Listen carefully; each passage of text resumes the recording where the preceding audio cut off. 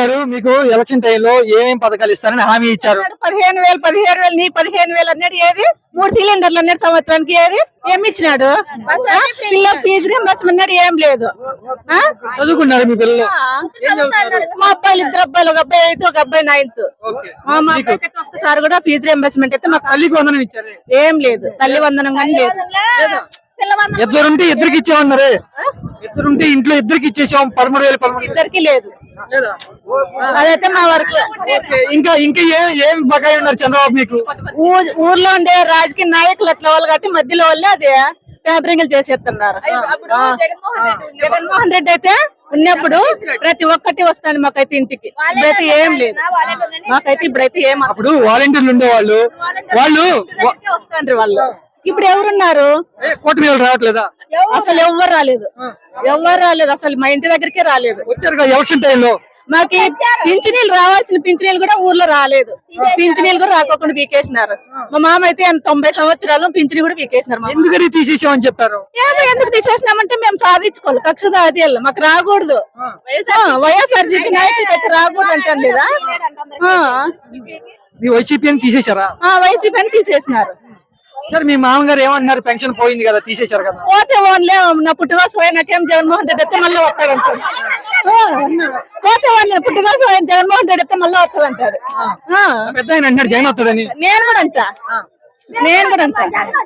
మాకు జగన్మోహన్ రెడ్డి అయితే అన్ని అందుతాయి. మీకు నెక్స్ట్ జగన్ వస్తే బెటరా, చంద్రబాబు గారు పవన్ కళ్యాణ్ గారు వస్తే బెటరా? మాకు జగన్ రావాల్సింది. చంద్రబాబు పవన్ కళ్యాణ్ వద్దా? మాకు ఎవరు వద్దు. మాకు జగన్మోహన్ రెడ్డి అన్ని పథకాలు అందుతాయి. మాకైతే బాగా వస్తుంది.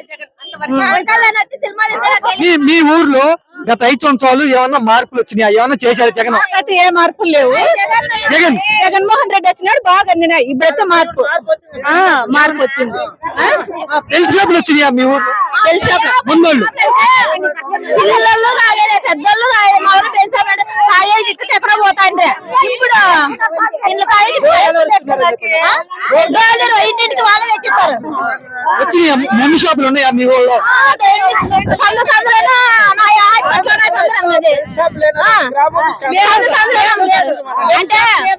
వాళ్ళ నాయకులు ఉంటారు కదా, వాళ్ళు బతుక్కోవాలి కదా.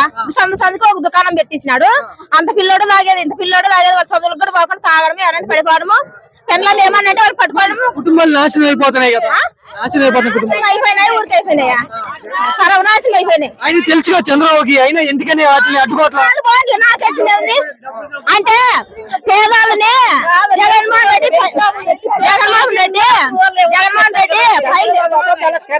పైకి తెస్తాడు. ఈ చంద్రబాబు ఎట్లంటే కింద కిందకే ఎక్కేయాల. ఎవరినంటే వాళ్ళ నాయకుల్ని అట్లా వాళ్ళు పైకి తెస్తాడు. చిన్న వాళ్ళని పైకి తెస్తే మనకు చెప్పిన మాట ఏంటని వాళ్ళని అడక్క దొక్కేసి పాతాలోకానికి బెల్సాబులు ఎన్ని పెట్టారంటే వాళ్ళు పైకి వస్తారు కదా. తాగి ఆడే వాళ్ళు సంసారాలు పోతే నాశనం అయిపోతాయి.